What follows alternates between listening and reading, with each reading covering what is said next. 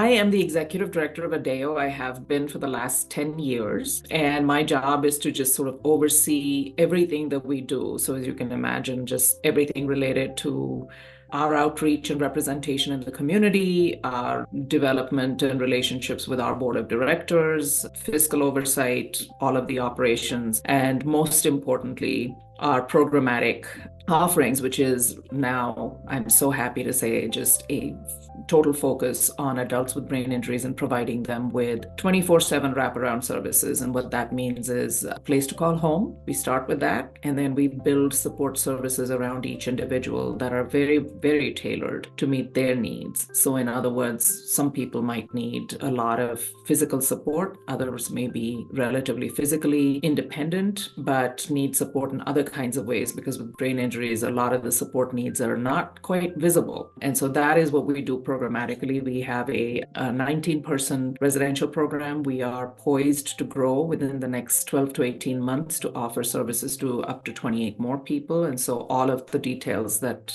go with that. So my job is to oversee all that. And the way I do that is to build a really great team that takes care of all of the details. So I am certainly not doing this by myself. I do it with the help of an extraordinarily talented team that includes people that are doing the day-to-day management of things, but also our direct care staff who are there every day to make sure that the frontline support is provided to all the people we serve.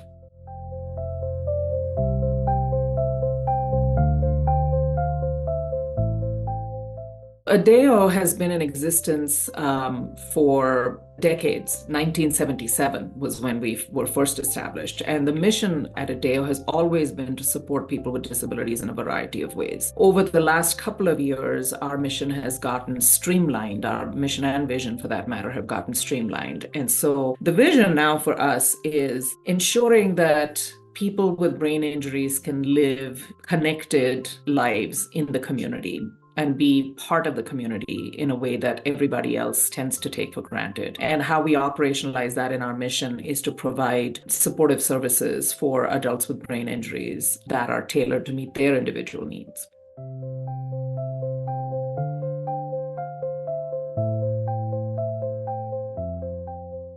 Adeo currently supports 19 residents, men and women with brain injuries. They are a diverse lot. You can't really describe them in any kind of monolithic way. They require support services that are 24/7 because brain injury often comes with memory loss. It comes with a variety of both physical health needs as well as behavioral and emotional support needs. And so we provide all of that for our residents. Our growth plans are basically to bring another facility online within the next 12 to 18 months, which will allow us to support up to 28 more people, something that's very needed in our community because we are the only ones who are supporting this population in Northern Colorado and have been for the last 20 years. And no one else seems to want to come into that space. So for us, our impact can only be deepened by supporting more people. And so that's our goal for right now.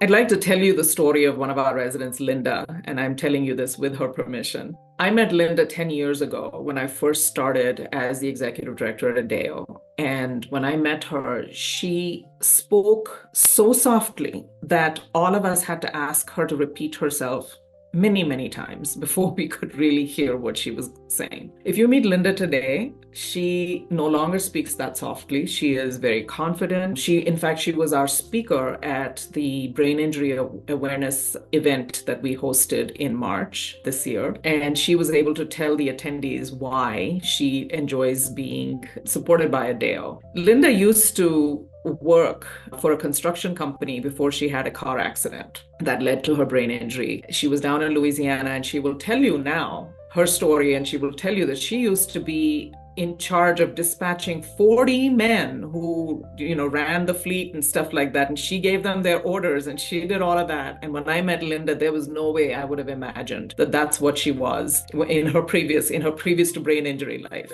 We did a lot of work asking Linda what she wanted, and she was very, very compliant and very soft spoken and didn't ask for much. And so it took a lot for us to even get her to say that there was anything that we could do better or provide more of for her. And when she finally did, she said two things. She said she would like to go to church and she would like to help people. And so we talked a little bit more about that and got her to say that she is Baptist and therefore she doesn't want to go to any church. She would like to go to a Baptist church. So we went about the task of taking her to visit several different Baptist churches. She chose Calvary Baptist and she has been a member of that congregation for several years now and has a whole community there that is separate from us. They come and pick her up and take her to church. They bring her back. If there are special events happening at church, then they make sure that she can be there. We would happily provide transportation, but they don't want us to. They're her people. They're going to make sure she gets there when she needs to. So that's a huge change just in terms of Linda's participation and the value she receives from the community she lives in, right? Outside of her being someone we support. The other thing was her desire to volunteer. And she told us that she did not want to volunteer with children. She loves them, but she did not want to volunteer with them. And so we said, all right. And she said, well, I think I'd like to go with senior citizens. So she is now one of Garden Square's most reliable volunteers. She's there twice every week. And again, she now has her community of people that she volunteers with. It is now just par for the course for her to say the day before she goes to volunteer, she'll tell staff, all right, I got to go pick up some treats for my group that I'm leading at Garden Square tomorrow. And so she's formed relationships that people who receive services typically don't expect to form, right? They don't expect to be giving back in such ways. And yet that is what Linda does every day. She is beloved within our community, but she's also beloved outside of Stevens Farm and Adeo.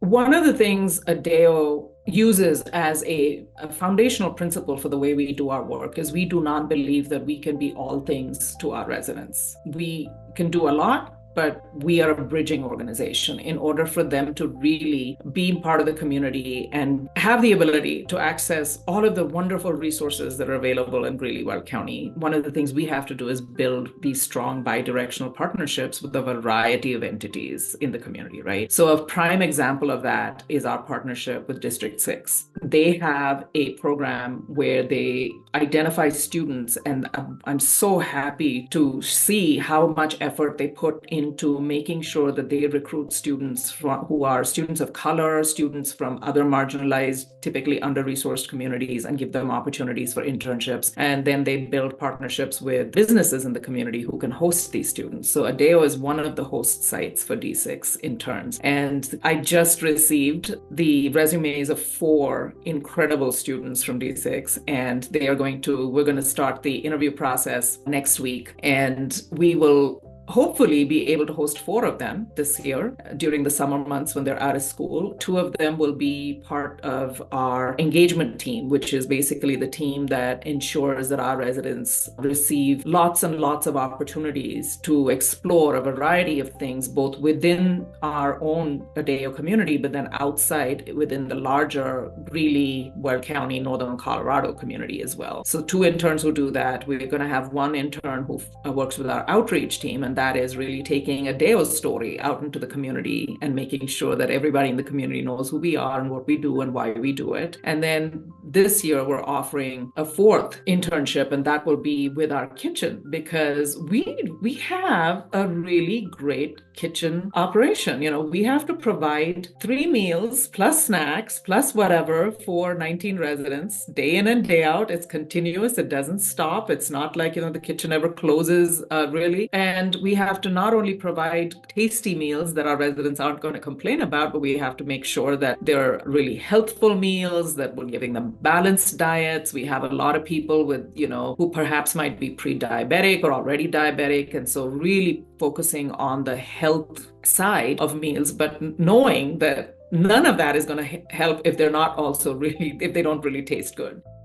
What is so amazing about Adeo, they get to know our residents really well too. So they have all these little individual relationships with residents and figure out what people like and don't like. And so I think it's a wonderful opportunity for anyone who's in food service to come in and see how that can make an impact, right? You don't think of that. You think of the people who are coming in and, perhaps helping people get up in the morning and get ready and things. You don't think about what the kitchen staff are doing. They're incredibly important to our operation. And so that's a fourth internship.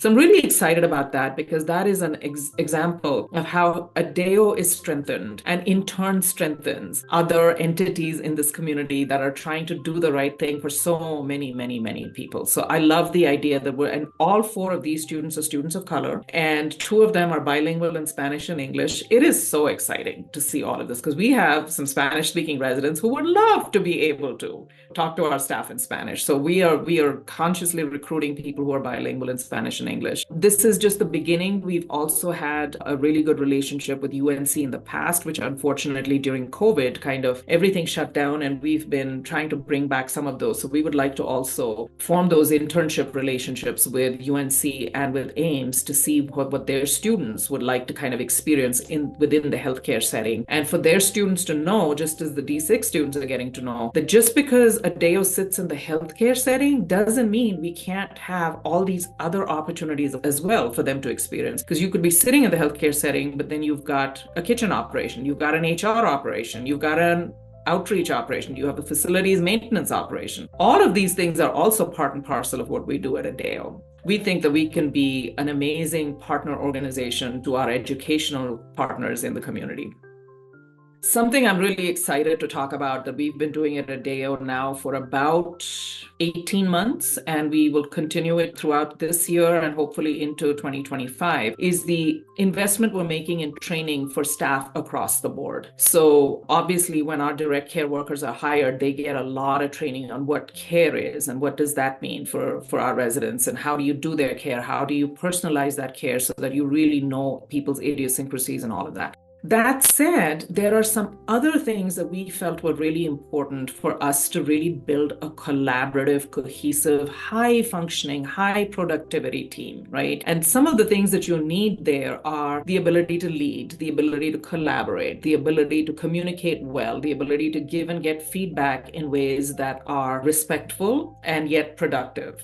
And so we invested a lot of resources into looking for grants and then finding and obtaining those grants that would allow us to bring in trainers to work with all of our staff on this. So our direct care workforce, which for us, those are our entry-level jobs. So these are entry-level folks that are coming in, critical part of our infrastructure, and they've been getting a lot of training on leadership essentials, on how to be resilient in the face of a very rapidly changing, very dynamic kind of industry, which healthcare is, how to be a good mentor to your teammates, but then how to also receive mentorship and guidance. So many of those kinds of skills. And so we've been providing that kind of training. And I have to tell you, we made it mandatory initially last year because we felt like if we didn't do that, our staff might not take it as seriously. And we got a lot of pushback. Staff were not happy because I basically put out a message saying, if you don't complete these trainings, you will be taken off the schedule.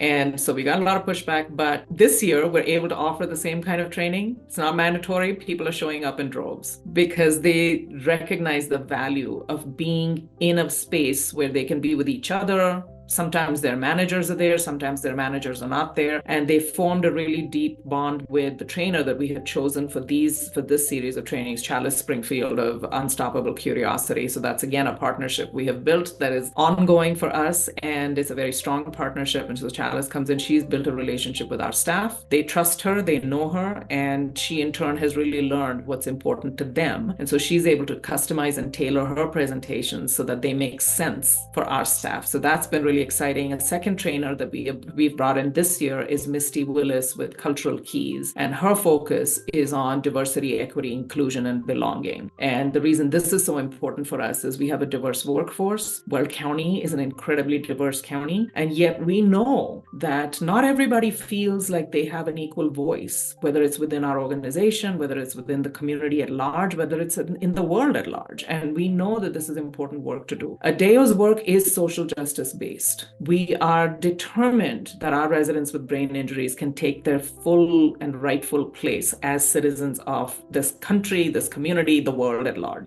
In order to do that work with any kind of authenticity and integrity, we have to also look at whether those of us who are doing the work to support these residents are also feeling like we can take our full space and really be our full selves, our authentic selves. And so the DEI training is aimed at that. And so we have just begun the journey with Misty. And the initial question to all of our staff is, how are we doing right now in this space? Where can we do better? What are some of the things that you can tell us that would make it better for you to be able to come to work every day? And so these are the questions we're asking right now. And I'm incredibly excited to hear what people have to say. I'm not part of those trainings intentionally, because the staff need to be able to speak freely. And so they're building their relationship with the trainer. The trainer is going to be the conduit through whom we receive this information as a management group. And I'm incredibly excited that we can take that and make Adeo a better place for everybody.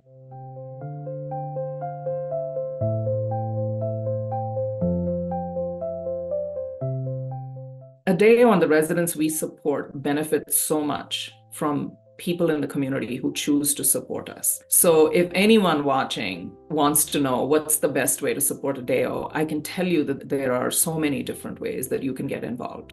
One, obviously, we're a nonprofit organization. One of the most obvious answers is financial support. Any donation, large or small, it helps. We just launched last year for the 10th anniversary of our big event, which is Walk, Run, Roll. We launched the Say Yes to Joy Fund. And what that is it raises money for things that Medicaid doesn't pay for. Every single one of our residents is here being supported with Medicaid funds, which means that they don't have a lot of money left over to spend on things that might be really important to them. So Adeo has to raise money for that. So for instance, someone wants to try adaptive skiing at Breckenridge. They've got a fantastic program, but it costs money. How do we make that happen? Or how do we make that a reality for our residents? That's one of it. It could be something as simple as John, who used to play in a rock and roll band, and he wants to reignite his passion for the guitar.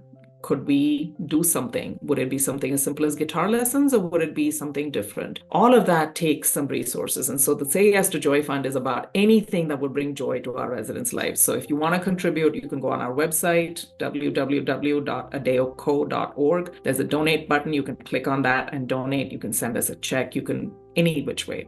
A second way of supporting us financially is to become a sponsor for Walk, Run, Roll. This is our annual signature event. It happens in the fall every year, right around Labor Day weekend. And there's information on our website, again, adeoco.org, adeoco.org, and you can find information on there. And you can donate through there as well. You can be a business sponsor or an individual sponsor for the event. Another way that is just as critical and does not involve any money, it involves your time, it involves your interest, is if you reach out to us and say you'd like to get to know more about us, I'd love to offer a tour first and foremost so you can see what we do. And then I'd like to invite you to come and spend some time with our residents and see what that feels like. And you never know when you might be the person who sparks something for a person whose life was irrevocably changed by a brain injury. Life after a brain injury is poignant in a way because people with brain injuries remember what life was like before. And after the brain injury, typically, especially for those that have a significant impact enough such that they need support, 24/7 support, their life shrinks, their circle of support shrinks. And so I'm always inviting people to come in and get to know these folks. And it's not scary, I promise you. You come in, you have a good time, you come have lunch one day, you come to an event that we have, come do anything that will allow you to come and spend a little bit of time and get to know people, get to know our residents as humans first. And I promise that's the best way. And so we'd certainly love to have more members of the community coming in and interacting with our staff, our residents, all of us.